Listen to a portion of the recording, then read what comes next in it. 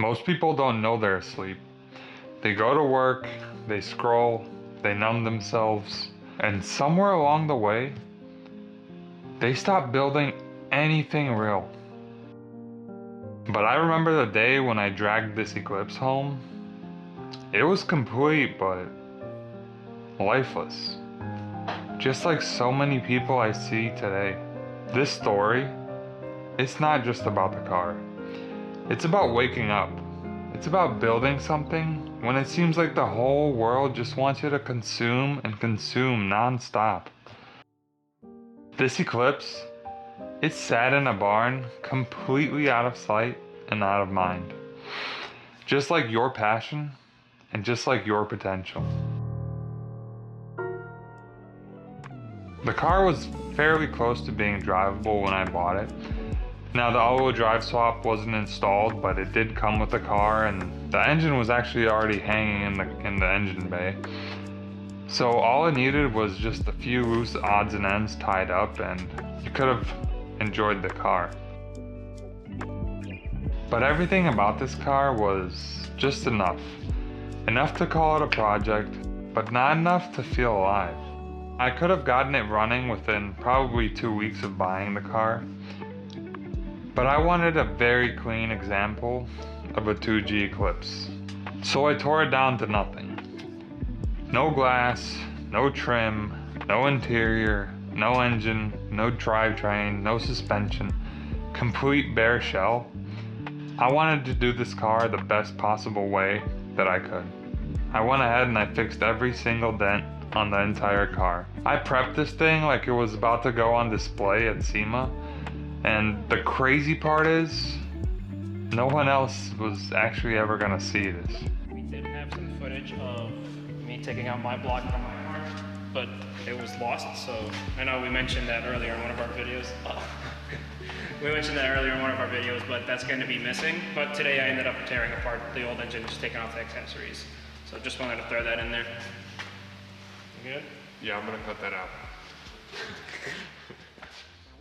I didn't just restore a car, I restored me. The late nights, the 3,000 hours, the smell of paint, the fire of frustration. I learned to build cars, and I learned to build myself.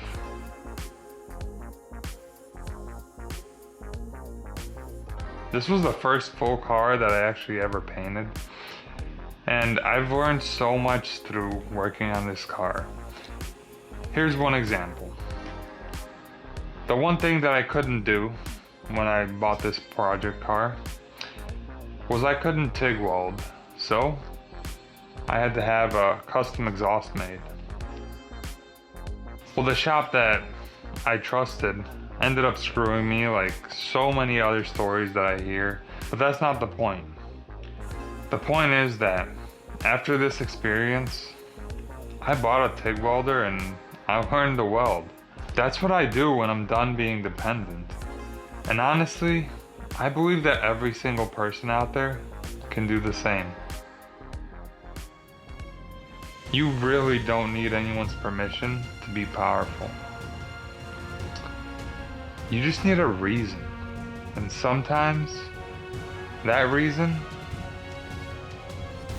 it's parked in a barn in the middle of nowhere.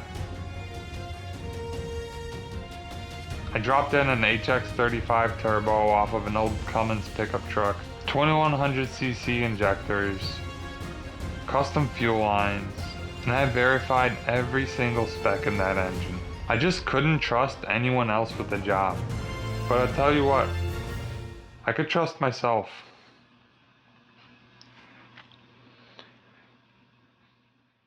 This is Objective Garage. If you're tired of the fluff, if you want to build something real, subscribe. Let's do this together.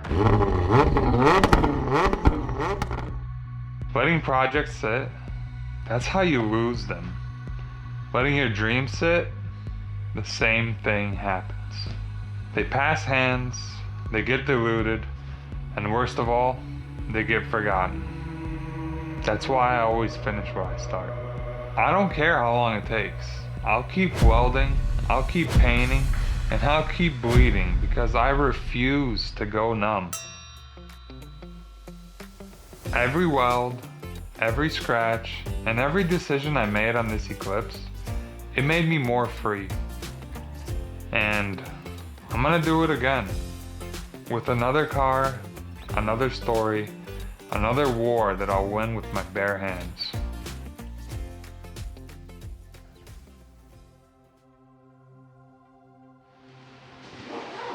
Hey. Caught you. I'm Taras, and this is Objective Garage, where we wrench with heart, speak the truth, and always keep it real. See you on the next one.